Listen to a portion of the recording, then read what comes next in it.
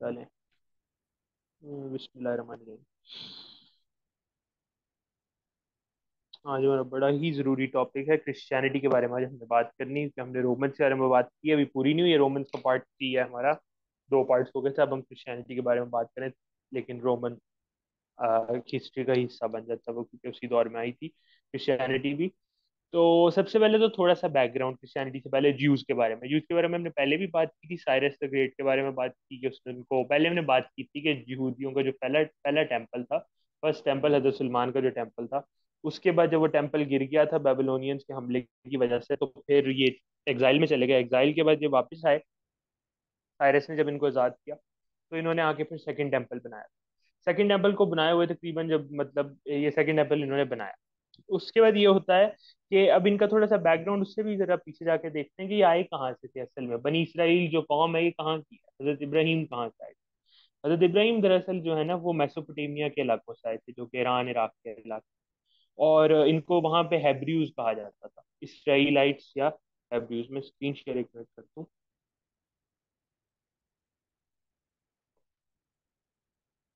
तो हाँ, ये मेसोपोटामिया के इलाके से आए थे और ये इनको हेब्रियूज कहा जाता था। और ये कुछ दौर मतलब या मतलब ये पोलिथिस्टिक थे, ये डिफरेंट गॉड्स की पूजा करते थे। मोनोथिस्टिक इनका कोई भी बिलीफ नहीं था शुरू में।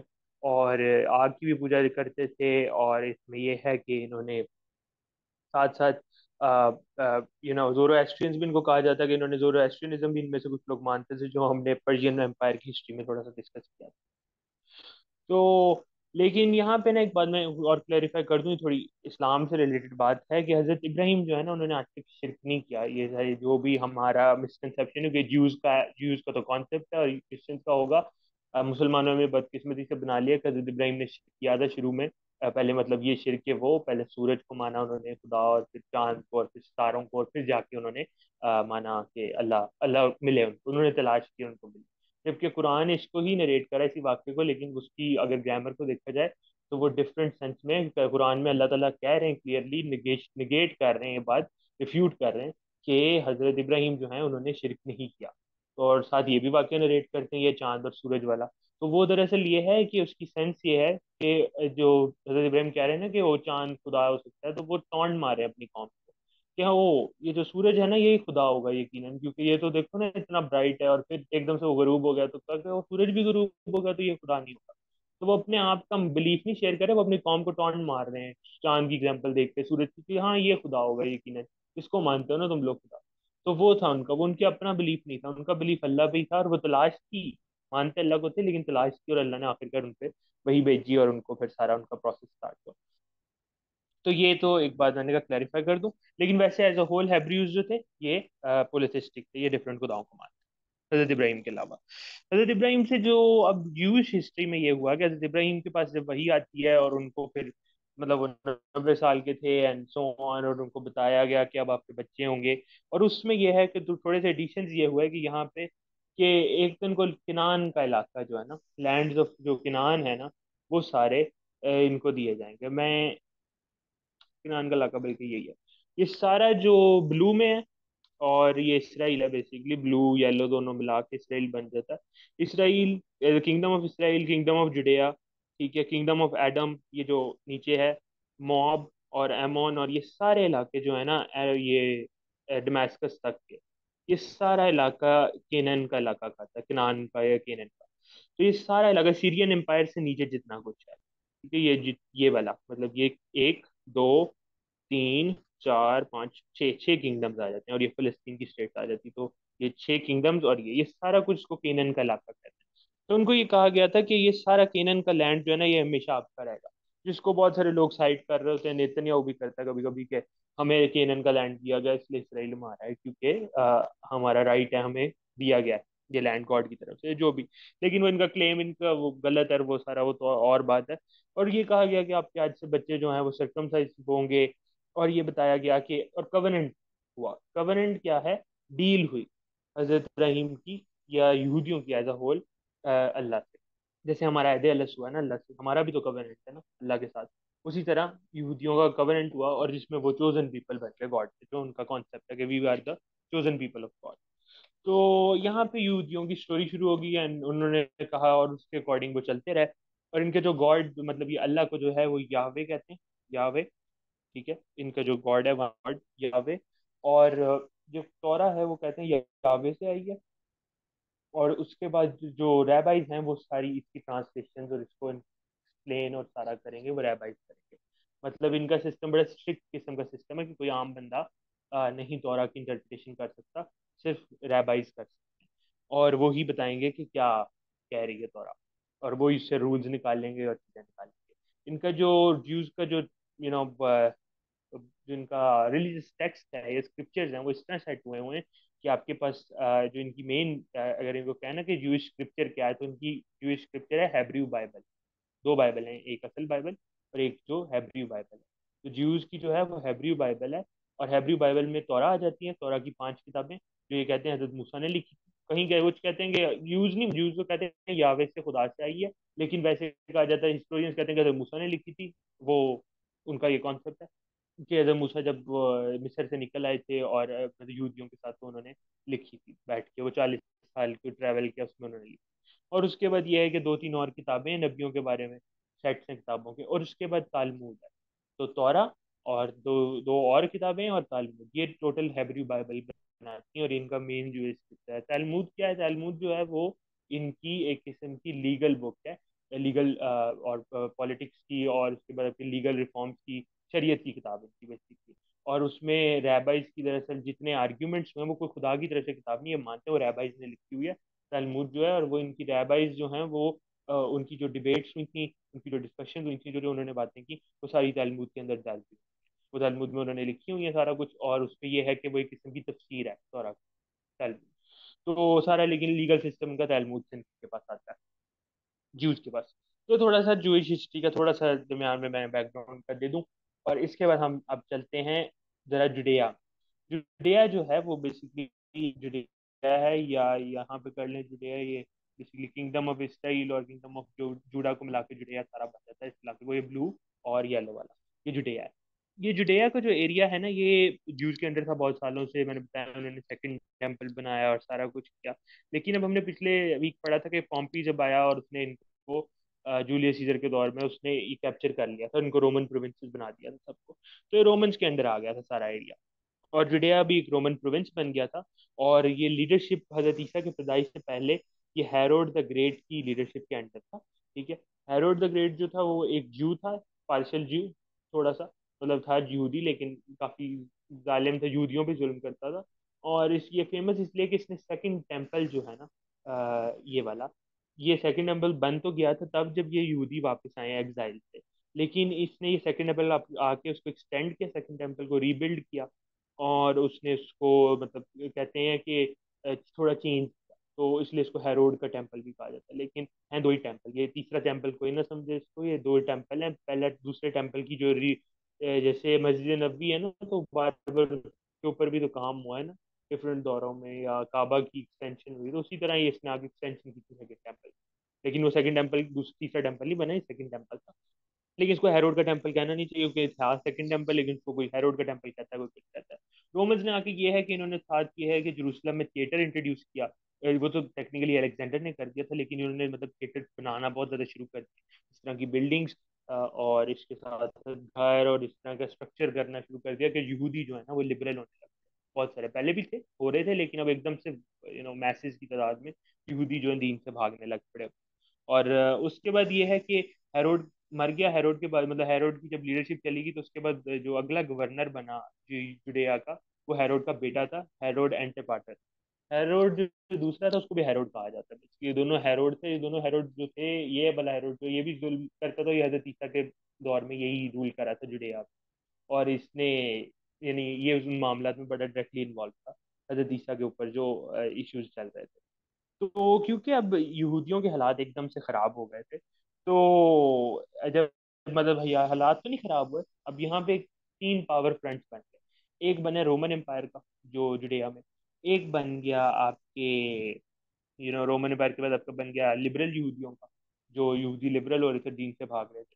तो जब यहूदी लिबरल हो रहे थे, दीन से भाग रहे थे, तो बहुत सारे लोग, बहुत सारे पढ़े लिखे यहूदी है वो जो सही रास्ते पे थे, क्योंकि कुरान भी कह रहा है कि उनमें से जानते हैं कुछ रहबाइज, और वो तो ये जो थे ना, ये कोशिश कर रहे थे कि ये लिबरल्स को वापस ले। तो इन्होंने क्या किया, तबलीग करते थे और उनको कह रहे थे और वार्न कर रहे थे कि हम बस अपने असल मिशन से दूर हो गए हैं और हम गलत बुरे रास्ते पे चले गए।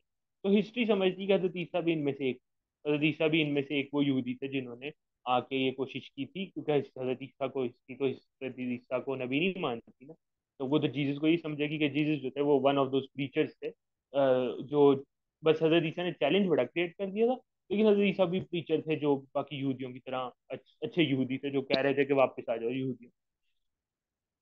लेकिन यहाँ पे ना चेंज एक क्रिएट ये हुआ कि बहुत सारे यहूदी तो कर रहे थे, वो किनको कर रहे थे, लिबरल्स को और उन यहूदियों को जो दीन से भाग गए थे उनको वापस लाने की कोशिश कर रहे थे। लेकिन हजरत ईसा जो थे ना, वो एक तो ये बात है, हजरत ईसा पैदा हो जो हुए थे वो इधर से हुए, इधर से नाजरेत। नाजरेत जो है ये जुडेया का एरिया है ना, जो अभी हम देख रहे थे जेरूसलम, और ये तो ये ऊपर इलाका है। तो नाजरेत से आए थे हजरत ईसा, मतलब यहाँ पैदा हुआ ऐसे कहा जाता है। तो यहाँ से वो नीचे फिर जेरूसलम की तरफ आए थे। तो अब नाजरत में हुए थे, तो यहाँ से जब इन्होंने, हजरत ईसा ने इवेंचुअली तबलीग शुरू की और मैसेज फैलाना शुरू किया, तो हजरत ईसा ने तो एक बड़ा चैलेंज क्रिएट कर दिया जो बाकी किसी प्रीचर ने उस दौर में किया नहीं था। और हमें ये बात भी समझनी पड़ेगी कि हजरत ईसा को एज अ यहूदी ट्रीट किया जाता था, क्योंकि टेक्निकली तो थे बनी इसराइल का हिस्सा ही, उनकी कौम थी। तो और बनी इसराइल के ऊपर नबी बन के थे, लेके इस्लाम आए थे, लेकिन थे एक यहूदी उस सेंस, बनी इसराइल का हिस्सा थे। तो हजरत ईसा ने इतना बड़ा चैलेंज क्रिएट कर दिया, क्योंकि हजरत ईसा सिर्फ लिबरल्स को नहीं वापस ला रहे थे, लिबरल्स को नहीं कह रहे थे कि तुम गलत हो, हजरत ईसा बाकी प्रीचर्स की तरह, हजरत ईसा तो ये भी कह रहे थे, रैबाइज को भी कह रहे थे कि तुम लोग गलत हो। रैबाइज को भी चैलेंज क्रिएट कर दिया था, और जो उनके पुराने पादरी और जो पुराने उनके एक्सपर्ट्स थे तलमूद के, उनको आगे कहा कि तुम लोगों ने झूठ लिखा है सारा, और तुम लोग ने किताब तौरा को बदल दिया, और तुम लोगों ने मैसेज चेंज कर दिया अल्लाह की तरफ से जो आया था। और उन्होंने साथ साथ रोमन एम्पायर को भी चैलेंज कर दिया, जो रोमन गवर्नमेंट थी जुडेया की, उसको डायरेक्ट चैलेंज हजरत ईसा ने कर दिया। ये कह के कि तुम लोग जो रोमन्स जो ये जाति कर रहे हो, जुल्म करते हो। रोमन्स जो ने बताया था कि उनका एक कल्चर था, वो मतलब हेरोड के जो लीडरशिप के अंडर, कि वो इतने यहूदियों के साथ अच्छा नहीं उनका ट्रीटमेंट करते थे। तो हजरत ईसा ने सिर्फ एक पार्टी को, एक फ्रंट पे लड़ाई नहीं शुरू की थी, उन्होंने तीन फ्रंट्स पे किया था। और क्रिश्चियनिटी ने ना बाद में आके इसमें चेंज कर दिया, और फिर मुसलमानों ने कुरान को पढ़ा नहीं सही तरह, तो उनको ये पता नहीं होना था ऑब्वियसली। अगर पढ़ते तो पता चलता कि जो हजरत ईसा का करेक्टर कुरान और हदीस से हमें मिल रहा है, वो क्रिश्चियनिटी वाला करेक्टर तो बिल्कुल नहीं है, कि एक बहुत ही लविंग और प्यार करने वाला और बस पीस पीस पीस फैलाने वाला आदमी थे हजरत ईसा। हजरत ईसा ने तो वो भागी थे, उन्होंने बगावत की थी, उन्होंने चैलेंज कर दिया था तीन बड़ी। एक तो सबसे पहले जरा ये देखते हैं कि रोमन एम्पायर में इसलिए पढ़ाया था कि इतना बड़ा रोमन एम्पायर, और इतने से इलाके में एक आदमी है, और उसके चार, उसके छोटे मतलब उसकी क्या है इन्फ्लुएंस में, हवारी है उसके चंद, और वो इतना पूरे एम्पायर को चैलेंज कर रहा है। एक तो ये, और फिर वो अपनी कौम के लोगों में अपने एम्पायर को चैलेंज कर रहा है, तो एक बात, लेकिन वो अपने यहूदियों को भी चैलेंज कर रहा है, उन रैबाइज को जो उनके पक्के पक्के बाबे हैं। और उसके साथ साथ वो चैलेंज कर रहा है वहाँ के लिबरल्स को, जो समझ रहे हैं कि हम हमें ही सही समझ आया, जैसे अब मुसलमानों में आ गया ना ये वाला, कि मुसलमान लिबरल भी हो रहे हैं। तो तीन फ्रंट्स पे हजरत ईसा ने, एक आदमी ने चैलेंज क्रिएट कर दिया। और हजरत ईसा का क्लस्टर भी बढ़ रहा था, और हजरत ईसा की इन्फ्लुएंस इस लेवल पे काम कर रहे थे कि एकदम से इनको खतरा पड़ गया कि ये एक आदमी तो धड़ाधड़ चेंज ला रहा है, और इसकी तो लोग सुनने लग पड़े, और ये तो मैसेज को इवेंचुअली इन्फ्लुएंस करने लग पड़ेगा जिस स्पीड से ये जुडेया में ही अपना मैसेज फैला रहा है। तो उनको एक खतरा महसूस हुआ। और उस पे ये है कि यहूदी और रोमन्स ने मिलकर, ज्यूज और रोमन्स ने मिलकर कॉन्स्पायर किया, और उन्होंने डिसाइड किया कि हम हजरत ईसा को कोर्ट में लेके आएंगे, रोमन कोर्ट में जुडेया की, और हम हजरत ईसा को एग्जीक्यूट करें। और उन्होंने फिर इवेंचुअली ये करने की कोशिश की, जो और उनकी नज़र में हिस्ट्री के मुताबिक उन्होंने क्रूसीफाई कर दिया हजरत ईसा को, क्योंकि उस दौर में जुडेया में क्रूसिफिक्शन होती थी, इसलिए उन्होंने क्रूसीफाई कर दिया। जबकि असल में तो ये हुआ कि अल्लाह ने उठा लिया हजरत ईसा को, और ये तो पॉसिबल ना हुआ, और इनको तो शिकस्त होगी उस सेंस में। लेकिन यहाँ पे मैंने कहा, एक तो सबसे पहले एक और हमें करना है कि हजरत ईसा ने कितना बड़ा चैलेंज क्रिएट किया था, और जो उनकी जो वो थे, वो नुमान अली खान भी कहते थे कि हजरत ईसा एक रेबल थे, एक रिबेलियन लाने आए थे, और एक बड़े चैलेंजर थे, और एक बड़े डिफरेंट आदमी थे, जो हमें दिखाया गया है, जो हमें बताई गई स्टोरी कि वो पीस पीस पीस वाला, वो पीसफुल नहीं थे उतने जितना जो क्रिश्चियंस ने उनको बना दिया। वो तो बड़े चैलेंज क्रिएट करने आए थे, तो चैलेंज बंदा पीसफुल तो नहीं होता है, तो चैलेंज चैलेंज क्रिएट कर रहा था थॉट में लोगों को। तो हजरत ईसा ने वो किया, अलबत्ता उनकी नज़र में उन्होंने हजरत ईसा को मार दिया, और उनको लगा कि अब ये सिस्टम बैठ जाएगा। अब यहाँ पे तो ये है बिल्कुल थोड़ा सा बैकग्राउंड हजरत ईसा के बारे में। अब हमारे यहाँ पे क्वेश्चन शुरू होता है सबसे पहले तो ये कि लोग हजरत ईसा को मसीहा मान, ठीक है, जो जो हजरत ईसा के हवारी थे, हवारी तो नहीं कहूंगा, बल्कि जो मतलब हवारियों के बाद जिन्होंने सुना, और जो उनमें से 2 नंबर भी थे, वो सारे हजरत ईसा को मसीहा मानने लग पड़े, नॉट पर्टिकुलरली द हवारी। तो अभी तक कोई क्वेश्चन हो तो बल्कि वो पूछ लें,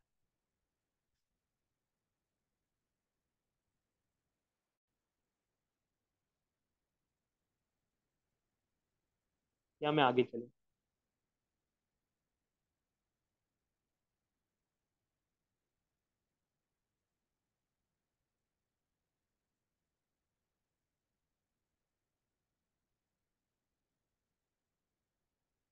चलेंगे, इसमें आगे आगे शुरू कर देता हूँ। तो ये कि हजरत ईसा जैसे वो उनको मसीहा माना जा रहा था। सो इसमें ये था कि यहूदियों का ना एक असल में मसीहा मानने की वजह ये थी, हजरत ईसा को जो यहूदी मानने लग पड़े थे क्रूसीफाई करने के बाद, उनको रियलाइज हुआ था कि एक तो उनकी किताबों में ये जिक्र था हजरत ईसा के बारे में कि वो उन्होंने आना है, उनकी किताबों में तो नबी सल्लल्लाहु अलैहि वसल्लम का भी जिक्र था, लेकिन उन्होंने डिनाई किया बाद में। और उसके बाद ये कि जो हेरोड के दौर में जो हाल था ना ज्यूज का, वो बड़े ही बुरे हालात हुए वैसे जुडिया के। और हेरोड के अंडर इतने हालात बुरे हो चुके थे कि इनको लग रहा था कि इनका टाइम ऑफ ट्रबल है, तो अब तो सेवियर आएगा ही आएगा, अब तो मसीहा आएगा हमारी जान बचाने। तो एक तो इनको ये था कि इसलिए हजरत ईसा को जो जिन्होंने माना, उन्होंने उनको हजरत ईसा को मसीहा की नजर से देखने लग पड़े, ठीक है।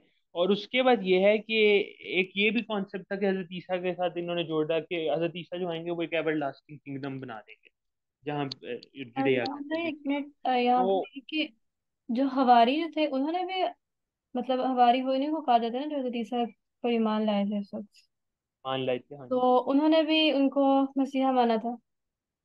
उन्होंने ही माना नहीं, था? मैं टेक्निकली वो तो नबी मान रहे, उनको वो तो इस्लाम पे आ गए थे ना। एक तो वो ग्रुप है ना हजरत ईसा को मानने वाला, जैसे जो थे साबे काफ भी थे, जिनका कहा जाता है कि वो भी हजरत ईसा को के बाद का वाकया कहीं पे कहा जाता है।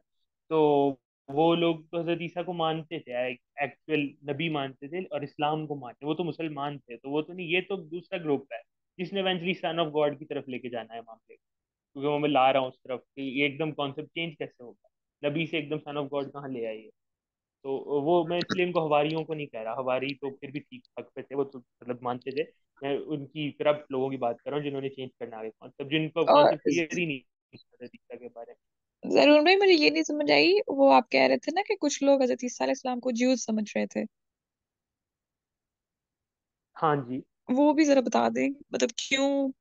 मैं कह रहा था कि हजरत ईसा टेक्निकली टेक्निकली तो हजरत ईसा ज्यू ही थे ना, हजरत ईसा बनी इसराइल से थे, ये तो हम मानते हैं, मुसलमान।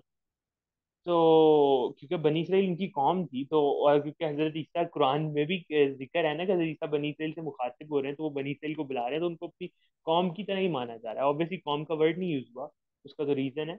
लेकिन हजरत ईसा की कौम थी बनी इसराइल, तो हजरत ईसा वॉज अ ज्यू इन दैट रिगार्ड। लेकिन वो ज्यू नहीं थे, वो मुसलमान थे। लेकिन असल जुडिज्म भी तो इस्लाम ही था ना। वो तो जुडिज्म की शक्ल बदल दी यहूदियों ने, तौरा को बदल। मेरा कॉन्सेप्ट ये है कि हजरत ईसा उनकी हिस्ट्री की नज़र में एक यहूदी, और वो बड़े भी यहूदी हुए थे, और उनकी नज़र में वो यहूदी, मैंने कहा ना वो उनकी नज़र में हजरत ईसा एक क्रीचर ही थे। एक बाहर इंसानी नज़र में, एक हिस्टोरियन की नज़र में हजरत ईसा एक क्रीचर थे जो कि यहूदियों को वापस लाना चाह रहा था हदायत की तरफ। उनके लिए तो वो नबी मानते ही नहीं है, तो मैं उस सेंस में कह रहा था। लेकिन हजरत ईसा थे मुसलमान ऑब्वियसली, लेकिन यहूदियों के मुसलमान थे, यहूदियों को वापस लाने लेने आए थे। तो ओके। उनकी लेकिन हिस्टोरियन की नज़र में वो एक यहूदी थे। ओके। और विदाउट अ क्वेश्चन, वो चाहे हम हो या यहूदियों, थे वो बनी इसराइल का हिस्सा ही, वो उनकी कौम थी, तो वो बनी इसराइल से ही थे।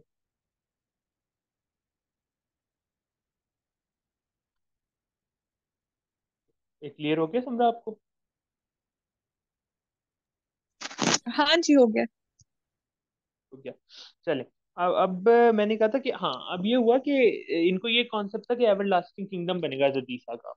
हजरत ईसा के इस जब दौर यहूदियों में बुरा आएगा, तो फिर एकदम हजरत ईसा का मिसिया जो है वो आके एक एवरलास्टिंग किंगडम बनाएगा। तो इन्होंने क्या किया, इन्होंने हजरत ईसा के बारे में नहीं लिखा। नेचुरली हिस्ट्री में लिखते होते हैं, अलेक्जेंडर के बारे में भी लोगों ने लिखा था, लेकिन हजरत ईसा के बारे में इन्होंने नहीं लिखा। उनकी जाने के पहले कुछ डेकेड, मतलब 30 साल, 20, 30, 40 साल तकरीबन उन्होंने कुछ नहीं लिखा हजरत ईसा के बारे में। तो जो ऑथेंटिक लोग थे जिनको कुछ पता भी था ना जेरिसा के बारे में, वो तो गाय, वो तो रहे ही नहीं होंगे अगले 40 साल में कि वो रिकॉर्ड कर सकते कुछ ऑथेंटिक। तो हमारे पास फिर चीजें आना शुरू होती हैं जो कि अनऑथेंटिक तरफ जाती हैं और फिर कहानी चेंज होती है। तो इसलिए इन्होंने इसलिए नहीं रिकॉर्ड किया हज़रत ईसा का, इनको लगा था कि एवरलास्टिंग किंगडम बन जाएगा, इसलिए इन्होंने हज़रत ईसा की जिंदगी में और उनके बाद लिखा नहीं कुछ उनके बारे में। और यहाँ पे एक और आइडिया कि मसीहा का जो कॉन्सेप्ट है ना वो यूनिक नहीं था। मसीहा इनकी सेंस में जो सन ऑफ गॉड का कॉन्सेप्ट था वो यूनिक नहीं था, क्योंकि हमने पिछले हफ्ते बात की थी कि सीजर अगस्टस जो था, जूलियस सीजर का जो ग्रेट ग्रैंड वो जो ग्रैंड नेफ्यू था, जो रोमन एम्पायर का पहला एम्पायर जिसको माना जाता है, वो अगस्टस जो था, अगस्टस को तो ये माना जाता है कि अगस्टस जो था वो डिविनी फिलियस मैंने कहा था उसके कॉइन पे लिख दिया था, और उसको एक किस्म का डिविनी फिलियस का मतलब था सन ऑफ गॉड। उसको सन ऑफ गॉड कह रहे थे, ये तो हजरत ईसा की पैदाइश से 27 साल पुरानी बात है। तो अब ये एक नया कॉन्सेप्ट नहीं, लेकिन अब यहाँ पे क्या हुआ कि दो पॉइंट है ना, कि दो हजरत ईसा को भी मसीहा माना जा रहा था by these people, and Romans मान रहे थे मसीहा को, अगस्टस को मसीहा मान रहे थे, सन ऑफ गॉड मान रहे थे। और दोनों के कॉन्सेप्ट भी ये थे, लेकिन फर्क सिर्फ ये था कि अगस्टस जो था वो उस दौर की सुपर पावर का एम्परर था, और हजरत ईसा जो थे वो एक उनकी नज़र में गरीब यहूदी था जो अपनी मैसेज फैला रहा है और मुआवजे कर देता है, लोग कहते हैं मुआवजे कर देता है। तो फिर सवाल ये बनता है कि एकदम से फिर क्रिश्चियनिटी कैसे फैली, या क्रिश्चियनिटी वजूद में पहली बार कैसे आई, और फिर क्रिश्चियनिटी फैली किस तरह एकदम से थ्रू आउट द वर्ल्ड, और वो ग्लोबल रिलीजन कैसे बनी उस दौर का इस्लाम से पहले। क्योंकि one of the first religion जो अभी तक हम पढ़े हैं जिसमें जिसने ग्लोबलाइज हो जाना है जल्द से बड़ी स्पीड से। तो और किस तरह हुआ कि गॉड जो असल था सीजर अगस्टस, जिसका नाम रखा हुआ था सन ऑफ गॉड असल में, वो उसकी बजाय हजरत ईसा को टाइटल दे दिया है। तो ये पॉइंट हमने देखते हैं कि सबसे पहले तो क्रिश्चियनिटी का वजूद कैसे हुआ, और वजूद अभी वो ये मैं अभी जो बातें बताऊंगा उसमें ही कवर हो जाएगा कि क्रिश्चियनिटी ने वजूद अपना कैसा लिया और कैसे ये फॉर्म। तो सबसे पहले तो ये कि जो रोमन एम्पायर है ना, वो उसने हालात बुरे करता रहा इनके लिए, यूज के लिए, कंटिन्यूसली उन पे जुल्म करता रहा। और फिर ये क्या किया कि यहूदियों ने ना 60 हजरत ईसा के जाने के बाद तकरीबन 60 साल बाद ना, मतलब हजरत ईसा की पैदाइश के 60 साल बाद, तो हजरत ईसा चले गए थे तब दुनिया से, तो उसके बाद इन्होंने 20-30 साल में अगले इन्होंने बगावत शुरू की। जब इन्होंने जुड़ेया में बगावत की ना, तो इनकी रोमन से लड़ाई हुई, और रोमन से लड़ाई के बाद इनकी बहुत सारी जंगें हुई, और आखिरकार यहूदियों पे इतना गुस्सा चढ़ गया रोम पे, उन्होंने सेकंड टेम्पल, जो कि पहले ये है सेकंड टेम्पल, ये गिरा कर उसको आग लगा दी और तबाह। तो ये इमेज है, ये आर्ट है, शो कर रहा है कि सेकंड टेम्पल तबाह हो रहा है, और यहूदियों को इन्होंने एक्सपेल कर दिया जुडेया से। ये हुआ जतीसा के जाने के मतलब 20-30-40 साल बाद। और फिर शुरू हो जाता है वो दौर जूइश हिस्ट्री का, जिसको जूइश डायस्पोरा कहते हैं। जूइश डायस्पोरा ये है कि जिसमें यहूदी पूरी दुनिया में स्कैटर हो गए थे, जिसकी वजह से इवेंचुअली यहूदी अरब में भी आ गए थे, और जब वो अरब में आए तो फिर वो बनु कैनका, बनु नादिर और बनु कुरैजा के जो कबीले थे, वो वन ऑफ दोज कबीले थे जो जूइश डायस्पोरा की वजह से स्प्रेड, जुड़ेया से निकल के डिफरेंट जगहों पे फैल गए थे। और उनमें से खैबर में कुछ आबाद हो गए जाके, और कुछ जो हैं वो मदीना चले गए, और कुछ जो है वो डिफरेंट जगहों पे दुनिया की फैल गए, कोई यूरोप वाली साइड पे चलेगा और सो ऑन। लेकिन इसराइल बेसिकली खत्म हो गया, जुडेया का जो किंगडम ऑफ जुडेया था वो खत्म हो गया, और यहूदियों का टेम्पल तबाह हो गया। सेकंड टेम्पल जो है वो इन्होंने बुरी तरह तबाह कर दिया, और सेकंड टेम्पल की जो वेस्ट वॉल है ना, वो रह गई, जिसको वेस्टर्न वॉल आज कहा जाता है, और आउटर वॉल उसकी ये वाली इस तरह की, और ये आउटर वॉल रह गई सेकंड टेम्पल की। पहले अब उस पर भी आर्ग्यूमेंट है कि ये आउटर वॉल नहीं है, और यहूदियों की ये झूठ बोलते हैं और सारा, वो बाकी किसी और दिन डिस्कस करेंगे कि आउटर वॉल का क्या चक्कर है। लेकिन अलबत्ता ये आउटर वॉल पे इन्होंने फिर ये बची, और इन्होंने इसको अभी तक एज अ सिंबल माना, और कहते हैं इनका टेम्पल तब तबाह हो गया। तो जब इनका टेम्पल तबाह हुआ तो एकदम टेम्पल जो है ना वो रिप्रेजेंट करता है ना इनकी जोग्राफिक यूनिटी को, यहूदियों के इकट्ठे होने को, लेकिन एकदम टूट गया था ये। जब टेम्पल टूटा तो जोग्राफिक यूनिटी टूट गई, यहूदी स्कैटर हो गए। तो जो ये हजरत ईसा के फॉलोअर्स थे ना, इन्होंने देखा, क्योंकि मैंने बताया काफी साल गुजर गए हजरत ईसा को गए हुए, तो अब वो जो ओरिजिनल मुसलमान थे जो हजरत ईसा को मानते थे, मान लाए थे, जो हजरत ईसा के मैसेज पे सही यकीन रखते थे, वो कम तादाद में चंद लोग रह गए, जिन्होंने शायद रिकॉर्ड भी करने की कोशिश, मैंने कहा उन्होंने रिकॉर्ड नहीं किया था। तो ये थोड़े से रह गए, तो अब रह गए वो लोग जिनके पास ये बाद में मैसेज हजरत ईसा का पहुंचता था रैंडम, जो उनको मसीहा भी मान रहे थे और जिनके गलत थोड़े कॉन्सेप्ट थे। इन्होंने देखा कि एकदम हालात यहूदियों के खराब हो गए, और यहूदी सबसे बड़े दुश्मन, मतलब एकदम रोमन एम्पायर को यहूदियों से मसला भी बहुत ज्यादा हो गया है, और यहूदियों की ज्योग्राफिक यूनिटी भी टूट गई टेम्पल की वजह से। तो जीसस फॉलोअर्स ने, जो सो कॉल्ड जीसस फॉलोअर्स थे, उन्होंने डिसीजन लिया कि भाई अब हमारी, इससे पहले कि हम भी जलील हो यहूदियों की तरह, हमें ना यहूदियों से अलग होना है। क्योंकि अभी तक हजरत ईसा के फॉलोअर्स को एक फिरका माना जाता था, यहूदियों के फिरका। क्योंकि ये यहूदियों के फिर एक अलग फिरका इन्होंने बना लिया हजरत ईसा की अंडर, क्योंकि यहूदी भी इनकार कर रहे थे, जो मेन उनके चंक थी, तो वो कहते थे कि ये एक फिरका है हजरत ईसा का फॉलोअर्स का। तो ये जो फिरका था, इन्होंने डिसाइड किया कि रादर कि हम एक यहूदी फिरका रहना, हम अपनी पॉलिसीज चेंज करते हैं, हम रैबाइज के बनाए गए लॉज को फॉलो नहीं करेंगे, कि रैबाइज बताएंगे कि क्या कह रही है तोरा, और हम इस सिस्टम को चेंज करेंगे। तो इन्होंने डिसाइड, सबसे पहले तो इन्होंने डिसाइड ये किया कि सबसे पहले तो बैरियर तोड़े ना यहूदियों, जिसकी वजह से जुडिज्म फैल नहीं रहा धीरे धीरे। वो कवेनेंट का आइडिया था जो मैंने शुरू में बताया था, ये वादा, डील विद गॉड। तो डील विद गॉड तोड़ना, कि हम चोजन पीपल है, हमारी से डील हुई, बाकी किसी की नहीं हुई। ये इन्होंने कॉन्सेप्ट आके तोड़ दिया। इन्होंने कहा सबसे पहले तो कवेनेंट वाला कॉन्सेप्ट निकालो, कोई भी बंदा क्रिश्चियन बन सकता है। इन्होंने क्रिश्चियनिटी का कॉन्सेप्ट यहाँ पे शुरू हुआ ना। तो इन्होंने कहा कि कोई भी बंदा क्रिश्चियन बन सकता है या यहूदी बन सकता है without making being part of being a ज्यू, और इसलिए उसको कवेनेंट की जरूरत नहीं। और उसके बाद ये है कि हम इसको कॉन्सेप्ट को फैलाएंगे, और इन्होंने इधर कॉन्सेप्ट को फैलाना शुरू किया। यहाँ पे इन्होंने ये भी रेफरेंस तक दे दिया कि हजरत ईसा का एक भाई था, जेम्स कहते हैं उसको ये, और माजल्ला, और वो जो था वो भी सपोर्टर था, यू नो, स्प्रेड करने में आइडियाज था। वो पता नहीं कौन था आदमी, लेकिन अलबत्ता ये यहाँ पे तो ये क्रिश्चियनिटी ने यहाँ पे शेप लेना शुरू किया। क्योंकि मैं बताऊंगा कि क्रिश्चियनिटी एक फेज है, पहला फेज है क्रिश्चियनिटी का। दूसरा फेज ये हुआ कि एक आदमी जो सबसे इम्पोर्टेंट है और सबसे बड़ा वाई कैंसर है, उसका नाम था पॉल। पॉल, सॉल था उसका नाम, सॉल ऑफ टार्सस कहते हैं उसको। तो सॉल जो था वो दमास्कस के रास्ते से जा रहा था, और वो कहता है मुझे वही आई एकदम से, मतलब रोशनी आसमान से, और हजरत ईसा आके मेरे सामने खड़े हो गए, और उन्होंने मुझे कहा कि तुम्हारा अब काम है मेरा रिलीजन फैलाने का, सो ऑन सो फोर्थ। और सॉल ने अपना नाम बदल लिया पॉल में, और वो सेंट पॉल बन गया।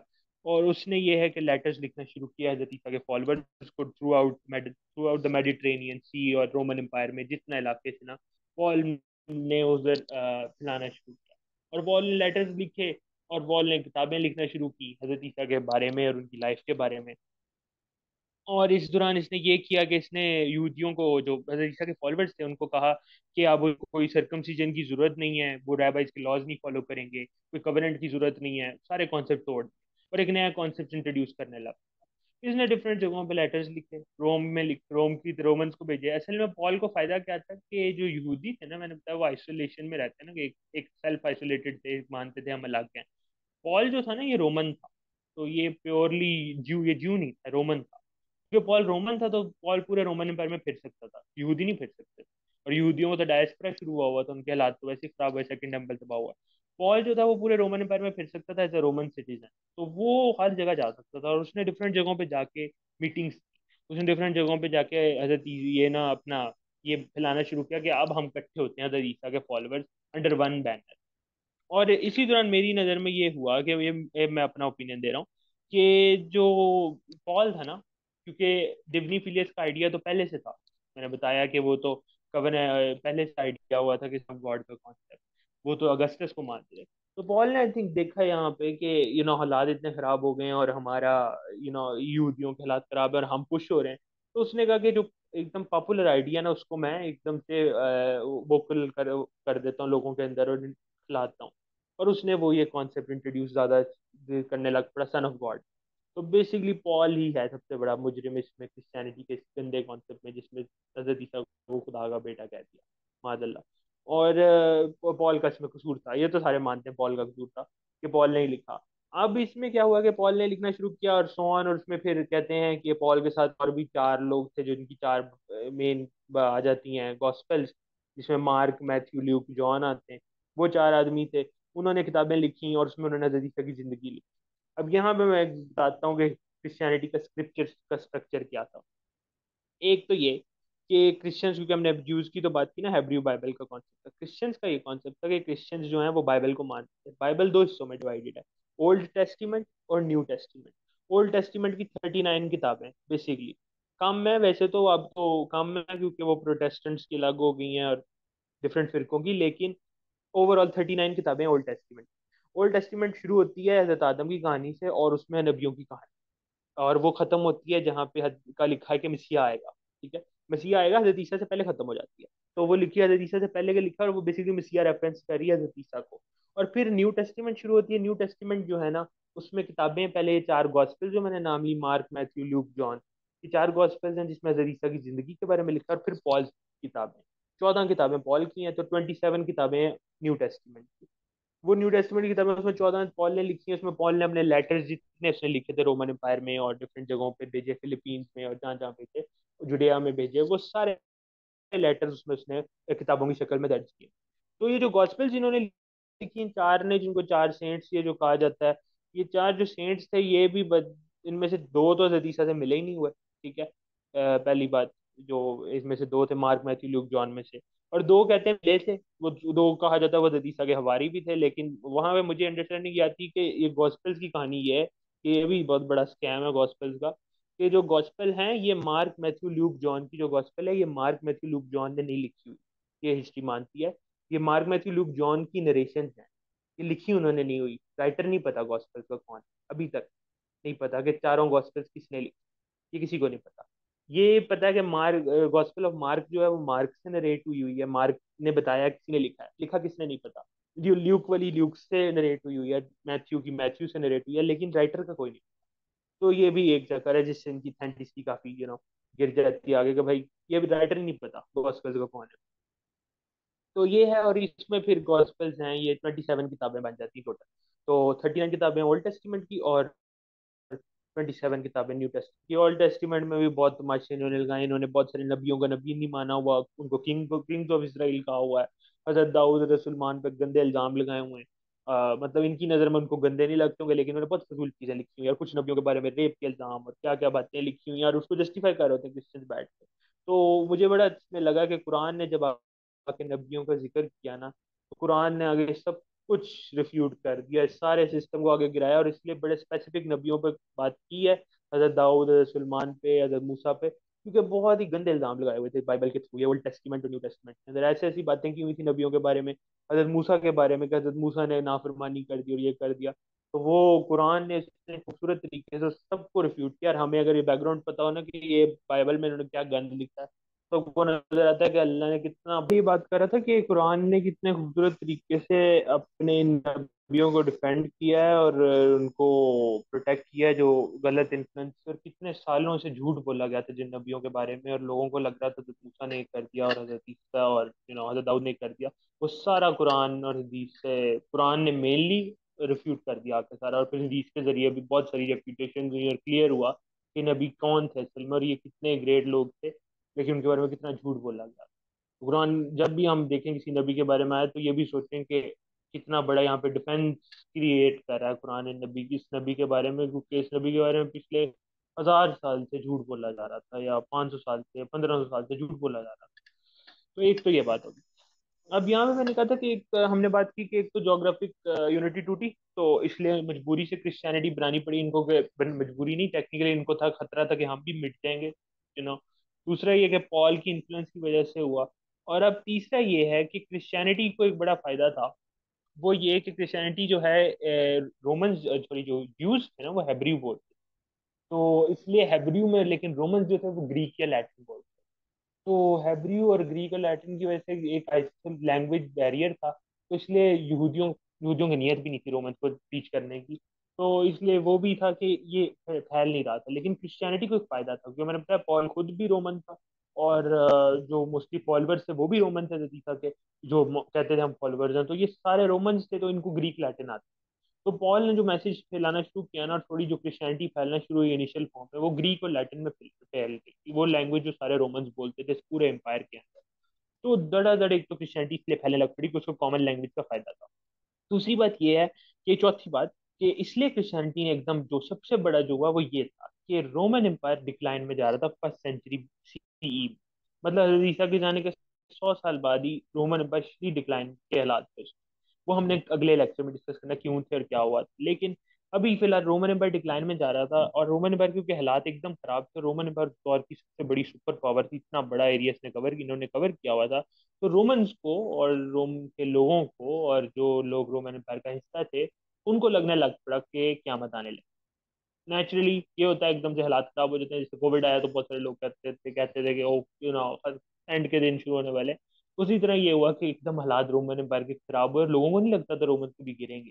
तो एकदम जब रोमन एम्पायर के हालात खराब हुए तो सबको लगने लगा कि रोमन एम्पायर गिर रहा है तो भाई क्या आने लगी, दुनिया तबाह होने लगी। इस वजह से ये हुआ कि रोमन का जो रिलीजन था उसमें आफ्टर लाइफ थी, लेकिन आफ्टर लाइफ में साल्वेशन नहीं। साल्वेशन ये कि कोई निजात का नहीं तरीका था। आफ्टर लाइफ जरूर थी, वो अंडरवर्ल्ड में कहते थे जमीन के अंदर चले जाएंगे सो ऑन, और वहाँ गॉड्स होंगे, हेल भी होगी और ये, लेकिन उसमें कोई प्रॉपर साल्वेशन का कॉन्सेप्ट का स्ट्रक्चर नहीं था। क्रिश्चियनिटी जो थी वो कह रही थी कि भाई तुम जो है तुम्हें सैल्वेशन मिलेगी, जन्नत, उनका कॉन्सेप्ट था प्रॉपर, सारा कुछ था, इन्होंने हदीस से सारा वो उठाया था। तो ऑब्वियसली काफी उसमें झूठ ऐड करके, तो इसलिए इन्होंने ये किया कि जब क्रिश्चियंस, इन्होंने देखा रोमन्स ने कि भाई क्रिश्चियंस जो हैं वो ये वाली बात करें और क्यामत आने लगी है, तो इससे अच्छा क्या कि मजहब को मान ही लेते हैं। तो बहुत सारे रोमन्स ने क्रिश्चियनिटी को कबूल करना शुरू कर दिया। और ये है कि थोड़ी वक्त के बाद ये हुआ कि जो एम्परर था ना, कॉन्स्टेंटीन जो एम्परर था ना रोम का, उस दौर का, उसने आखिरकार इजाजत दे दी कि हजरत जीसस की जो वर्शिप की जा सकती है, और क्रिश्चियंस जो है उनको रिलीजियस फ्रीडम दे दिया। और जब और थोड़ा हालात खराब हुए तो कॉन्स्टेंटीन ने खुद कबूल कर ली क्रिश्चियनिटी। कॉन्स्टेंटीन पहला एम्परर था जिसने क्रिश्चियनिटी कबूल की। जब इसने क्रिश्चियनिटी कबूल की तो क्या हुआ कि जब उस दौर में वही बात है कि एम्परर जो खलीफा का काम कर रहा है, जो एम्परर काम कर रहा है वो सारे करते, एम्परर क्रिश्चियन हुआ तो उसकी सारी कौम भी क्रिश्चियन हो गई, पूरा रोमन एम्पायर क्रिश्चियनिटी के सर्कल में। और एकदम से जो यहाँ पे शुरू हुई थी एज अ एक फॉलोअर्स की, अदीसा के फॉलोअर्स की ग्रुप था, और वो बाद में चेंज हुआ और उन्होंने दो नंबरी शुरू की, वो करते करते दो नंबरी ऐसी फैली और एक ऐसा मजहब बना कि वो पूरी फैल गई। तो उसमें बताया कि एक लैंग्वेज का फायदा था, एक इनको रोमन एम्पायर के बुरे हालात का फायदा था, एक इनको ये था कि पॉल की इन्फ्लुएंस और पॉल का मैसेजिंग का तरीका जो उसको एज अ रोमन फायदा दे रही थी और उसने जो तरीके से किया, और एक ये कि इनका डिसीजन कि हमने आइसोलेशन रोग, हमने यहूदियों की तरह फंसना नहीं है, हम इसको ओपन करेंगे। और उनमें फिर उन्होंने डिविनिटी का आइडिया ऐड करने की जरूरत थी उनको। जो मेरे हिसाब से ये हुआ कि उनको था कि बेस्ट ऑप्शन ये है कि रोमन पहले ही मानते हैं सीजर का सन ऑफ गॉड, तो वाई नॉट ऐसा कॉन्सेप्ट इंट्रोड्यूस करने से रोमन फेमिलियर है। ये भी हो सकता है कि शायद ये कॉन्सेप्ट सारा इन्होंने जोड़ा हो, वट एवर द रीजन। क्योंकि अजीब सी बात यह है कि सबके बावजूद क्रिश्चियंस का अजीब सा कॉन्सेप्ट है जो मुझे नहीं आज तक समझ आया, मैं पढ़ूंगा तो पता चलेगा डिटेल में कि क्या है। लेकिन रोजी इसके बावजूद वो हज़रत मरियम के हस्बैंड का नाम रखा हुआ उन्होंने बुक में, जिसका नाम वो जोसेफ या जेम्स रखते हैं। कहीं जोसेफ लिखा, कहीं जेम्स लिखा हुआ है, जो कि फिर मुझे समझ नहीं आता कि अगर हज़रत मरियम का हस्बैंड था तो सन ऑफ गॉड का कॉन्सेप्ट ही नहीं वजूद रहता, लेकिन वो भी था। और इसलिए वो हज़रत ईसा के भाई का भी उन्होंने जिक्र किया, हज़रत ईसा का भाई भी था। तो इन्होंने बहुत सारे झूठे इल्जाम लगाए, हज़रत मरियम के ऊपर भी लगाए, और इन्होंने इस तरह के कॉन्सेप्ट रखे, और फिर इन्होंने वो इनको आखिरकार करते कराते, जब इनको ये चैलेंज हुआ कि अगर हज़रत ईसा सन ऑफ गॉड हैं तो फिर हज़रत ईसा खुद तो गॉड नहीं हो सकते। तो फिर इन्होंने वो जो ट्रिनिटी का कॉन्सेप्ट बना दिया कि हज़रत ईसा God, son son of God and holy spirit concept बना के कहा कि तीनों एक। मतलब क्रिश्चियंस अभी तक अपने आप को मोनोथिस्ट कहते हैं, अपने आप को एक गॉड मानने वाले कहते हैं, जबकि वो मान ट्रिनिटी कहती है तीन तीन, ट्रिनिटी लोगों को लगता है तीन गॉड्स को मानने के लिए, लेकिन ट्रिनिटी कहती है एक खुदाई है, उसके तीन अवतार हैं। तो ये भी इन्होंने फिर इनको हर तरह का झूठ बोलना पड़ा और हर तरह की कॉन्ट्रडिक्शन करनी पड़ी। और इसलिए मैं कहता हूँ कि कोई जो बड़ा अपनी हिम्मत दिखाता है और कुरान के साथ बाइबल या हेब्रू बाइबल का कंपैरिजन करता है, तो मेरा उससे ये एतराज कि खोल के भाई देख ले और उसको पढ़े, तो इतनी कॉन्ट्रडिक्शन देख के वो कुरान से तो कंपेरिजन नहीं बन, मतलब कोई बन सकता है कोई जरे बराबर का भी, क्योंकि इतनी आपको पता चल जाता है कि इंसान के हाथ से लिखा और इतनी कॉन्ट्रडिक्शन से लिखा हुआ है। और सबसे बड़ी बात कि राइटर नहीं पता किताब का, और इससे बड़ा झूठ क्या हो सकता है। तो अलबत्ता यहाँ पे हमारी ये कवर हो जाती है, रोमन्स का हमने ये आर्क कवर किया है, उनका पार्ट थी कि हाउ रोमन्स बिकेम क्रिश्चियंस और क्रिश्चियनिटी कैसे फैली। यहाँ पे दो तीन और बातें बता देता हूँ ऐसी एक्स्ट्रा जनरल नॉलेज के लिए ही है। एक ये है इक्तस। इक्तस, ये IXOY, ये बेसिकली IX नहीं है, ये IXOICHTHYS, इक्तस, लेकिन ये लैटिन में लिखा हुआ है इसलिए इसकी स्पेलिंग इसलिए। तो ये रोमन लैंग्वेज में ना एज ए सिंबल यूज होता था, रोमन के दौर में बताया ना क्रिश्चियन शुरू में परसिक्यूट हो रहे थे, तो इक्तस यूज होता था as a symbol to represent Jesus followers. तो जीसस के जो फॉलोअर्स थे ना वो Jesus Christ God son saviour इस तरह लिखते थे इक्तस, और वो लिखते थे ये सिंबल। तो ये मतलब सीक्रेट कम्युनिकेशन करने का तरीका था। और इसको ना ये इस तरह था, मतलब ये अगर ये सिंबल बना हुआ था ना तो इसका मतलब था Jesus son of God saviour जो भी। तो ये इसको एज अ कम्युनिकेट करने की उस तरह से बताते थे कि हम क्रिश्चियन है ना, तो ये सिंबल यूज कर रहे थे। अब ये गाड़ियों के ऊपर भी सिंबल बना होता बाहर, तो लेकिन अब तो ये कोई ऐसा सिंबल नहीं था सीक्रेट सिंबल, लेकिन एक जमाने में सीक्रेट सिंबल के तौर पर यूज होता है। फिश कहते हैं, फिश का सिंबल, और उसको इक्सस कहते हैं, और इक्सस रिप्रेजेंट करता है ये इनका मोटो, Jesus Christ God son saviour. तो ये इन्होंने कॉन्सेप्ट बना लिया और ये इन्होंने इतना फैलाया, एक ये बात। और दूसरी बात ये कि जो हायरार्की, क्योंकि अभी ना जो हमने पहला, क्योंकि क्रिश्चियंस जो ये बने हैं, इन्होंने इवेंचुअली कैथोलिक चर्च बनाना है ना, तो कैथोलिक चर्च और जो बेसिकली चर्च का जो हायरार्की का कॉन्सेप्ट है ना, वो भी मैं समझा दूं कि चर्च में हायरार्की काम किस तरह करती है। सबसे पहले चर्च में सबसे लोअर लेवल पे प्रीस्ट होता है, ठीक है। मतलब यहाँ पे अगर देखें तो पीपल होते हैं ना, ऑब्वियसली तो आम बंदा, उसके बाद प्रीस्ट आते हैं सबसे लो पे, उसके बाद बिशप्स आते हैं। प्रीस्ट क्या होते हैं? प्रीस्ट जो है वो चर्च संभालते हैं, ठीक है, वो चर्च में काम करते हैं, लोकल चर्च की लीड करते हैं। उसके ऊपर क्या आते हैं? प्रीस्ट के ऊपर बिशप्स आते हैं। बिशप्स जो है वो कैथीड्रल संभालते हैं, हेड होते हैं कैथीड्रल का। और ओवरसीयर्स होते हैं प्रीस्ट का, मतलब प्रीस्ट का ऊपर ध्यान रखते हैं, और कैथीड्रल के हेड होते हैं। ये कैथीड्रल है। कैथीड्रल जो होता है वो चर्च से काफी बड़ा होता है, मतलब काफी बड़ी बिल्डिंग्स होती हैं कैथीड्रल की। वो चर्च, ये छोटा चर्च होगा, ये कैथीड्रल होगा, कैथीड्रल काफी बड़े साइज के होते हैं। तो बिशप्स इसके ऊपर इनकी रूलरशिप होती है। फिर ये आर्च बिशप्स होते हैं, वो मतलब बिशप से ऊपर होते हैं और उनका भी यही काम है। लेकिन जो मेन आ जाते हैं वो कार्डिनल्स आ जाते हैं, जो रेड टोपियों वाले। ये जो कार्डिनल्स हैं ये भी बेसिकली बिशप्स ही हैं, लेकिन इनका मेन काम भी होता है ये पोप सेलेक्ट करना। और हेड जो है चर्च का वो होता है पोप। और पोप के बाद मतलब, और ये कॉन्सेप्ट इनमें से क्या हो जाता है सारा, जो इन्होंने जिस कॉन्सेप्ट से स्टार्ट किया था ना, वो ये था। ये अगला मैं बताऊंगा कि क्यों जरूरी है, यानी मतलब नेक्स्ट लेक्चर में कि क्यों जरूरी है बात, कि इन्होंने रैबाइज के खिलाफ इसलिए हुए थे ना, कि रैबाइज खुद क्यों ट्रांसलेट हर चीज को बता रहे हैं, हम क्यों नहीं पढ़ सकते। इन्होंने भी यही किया। इन्होंने कहा हम बताएंगे ओल्ड एंड न्यू टेस्टमेंट क्या कह रही है, ये लोग नहीं पढ़, बाइबल लोग नहीं पढ़ेंगे, हम बताएंगे कि बाइबल क्या कह रही है। और इससे फिर आगे बहुत सारे इश्यूज क्रिएट होंगे चर्च के अंदर, और जो आगे बड़ी बड़ी लड़ाइयों की तरफ जाएंगे। तो ये था आज का लेक्चर। अभी कोई सवाल हो तो आप लोग पूछ लें।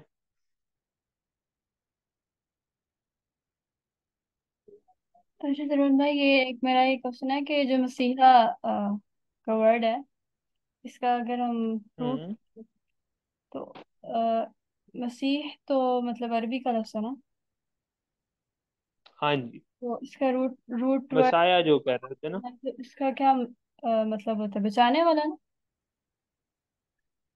हाँ सेवियर, एक किस्म का, हाँ सेवियर, सेवियर बिल्कुल। तो उसी के लिए इस्तेमाल किया जाता है, यानी अगर हम इनके क्रिश्चियंस के हिसाब से देखें तो वो मसीहा उसी को कहते हैं, सन ऑफ गॉड को ही कहते हैं उनका मतलब, जब भी कहने का होता है।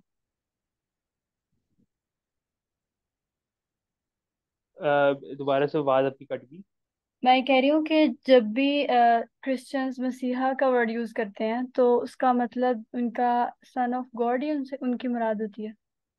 हाँ, उनकी नज़र में तो सन ऑफ गॉड ही होता है, उनकी नज़र में हज़रत ईसा को रेफरेंस कर रहा है क्योंकि मसीहा। अल्लाह ताला ने और भी, यहूदियों का जो मसीहा का कॉन्सेप्ट है वो डिफरेंट है ना, वो तो उनका दजाल मसीहा।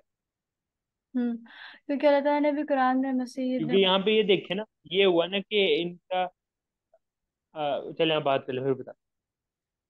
मैं ये कह रही थी क्योंकि अल्लाह ताला ने भी कुरान में मसीह इब्न मरियम यूज किया ना, तो अ, मतलब मैं अगर कह रही थी क्योंकि उस वक्त जब क्रिश्चियंस थे तो वो इसका मतलब यही लेते थे, तो फिर वो अल्लाह ताला ने एक किस्म को इनको ये भी तो हिट किया ना बात, के इनका मसीहा का कॉन्सेप्ट गलत है बिल्कुल। अल्लाह ने कहा कि हजरत ईसा को मसीहा कह के वो मतलब री फोर्स किया, जैसे मैं पहले कह रहा था। मीनिंग मसीहा का इनकी नजर में जो इनका था कॉन्सेप्ट मसीहा का, उसको री किया। हाँ ठीक है। यहाँ भी ये भी बात है यहाँ पे कि जो कि यहूदी है ना, वो उनकी किताब में लिखा था सबसे पहले कि मसीहा ने, तौरा में लिखा था कि मसीहा ने आना। तो उन्होंने तो मसीहा को फिर पकड़ा किसको, उन्होंने तो कहा कि हजरत ईसा को डिनाई कर दिया। तो उनका फिर जो मसीहा है वो फिर दज्जाल को मानते हैं ना, इसलिए क्रिश्चियन हजरत ईसा को मसीहा मानते हैं। और हम भी कहते हैं मसीहा आएंगे क़यामत के करीब, हम हजरत ईसा को ही मानते हैं। तो ये फिर गलत, सबका डिफरेंट कॉन्सेप्ट है। कुरान ने उसको बड़ा अच्छे तरीके से रीइंफोर्स कर दिया था कि हजरत ईसा ही है मसीहा, लेकिन किस सेंस, क्योंकि उनकी सेंस में मसीहा वो है जो सन ऑफ गॉड है, और हमारी सेंस में मसीहा हजरत ईसा है जो कि नबी है अल्लाह के। ये नहीं, तो ये कुरान ने कौन री है। ट्रू डेफिनेशन ऑफ मसीहा बताई ना। हाँ, एक किस्म की मतलब कॉन्सेप्ट रीइंफोर्स कर दिया, वही बता रीडिफाइन कर दिया बिल्कुल। अच्छा, तो मुझे ना एक क्वेश्चन। समझ में। अह, आप आप पूछें, आप पूछें। अच्छा, एक क्वेश्चन मेरे ध्यान में आता है, इस टॉपिक से रिलेटेड तो नहीं है, इसी से थोड़ा सा है भी, कि जूस जो कहते हैं, जैसे अल्लाह ने फरमाया उज़ैर अलैहिस्सलाम को अल्लाह का बेटा कहते हैं। तो हमने जूस की थोड़ी सी तो हिस्ट्री पढ़ ली है, मतलब उसको थोड़ा टच किया है, तो हमने वहाँ पे तो कोई इस तरह की बात नहीं पढ़ी।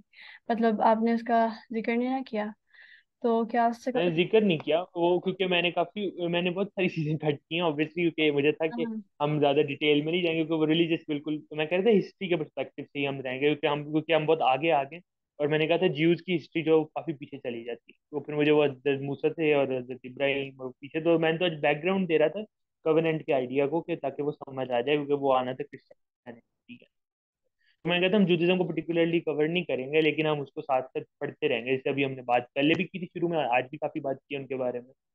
लेकिन वो उनका भी कॉन्सेप्ट था, मैंने बताया, उन्होंने काफी खराब किया, उन्होंने गलत कॉन्सेप्ट बना दिया था, वो भी तो यही कह रहे थे सन ऑफ गॉड वाला कॉन्सेप्ट उनका भी तो था दरम्यान में आके। तो उन्होंने किसी और नबी पे कहा था, लेकिन बात ये कि कहा तो था, और उन्होंने वही अपने कॉन्सेप्ट को कॉन्ट्रडिक्ट कर रहे थे बैठे हुए। तो लेकिन फिर चेंज हुआ वक्त के साथ और जो भी। लेकिन अब फिलहाल तो वही कहते हैं ना कि एक ही खुदा है अभी तक, अब तो वो इस पे आ गए हैं फिर। अच्छा, ठीक है। और ये जो साहब कहाफ का वाक्य है, वो ये जो हमने पढ़ा है ना उसमें, जैसे आपने बताया कॉन्स्टेंटीन जो था जिसने पहला सबसे पहले क्रिश्चियनिटी कबूल की थी, हम्म। तो उससे आई थिंक उससे हाँ, पहले का ये साहब कहाफ का वाक्य है।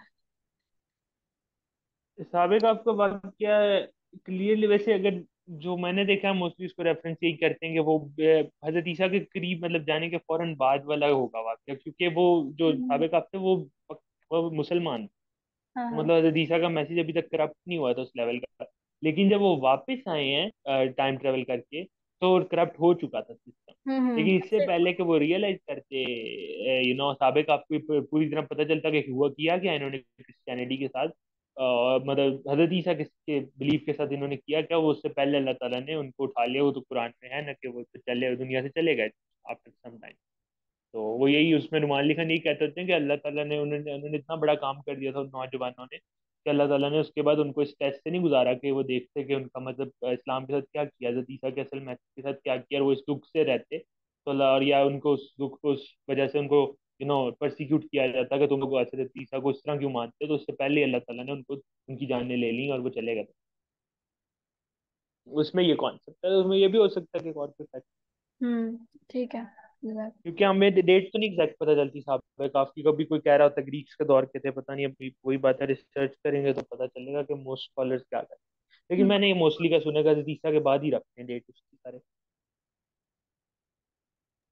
हाँ जी, जी।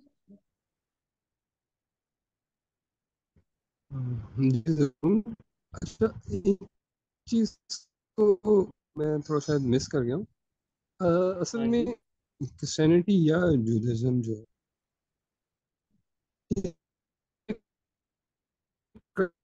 आपकी आवाज कट रही है सर। करप्शन स्टार्ट कैसे हुई?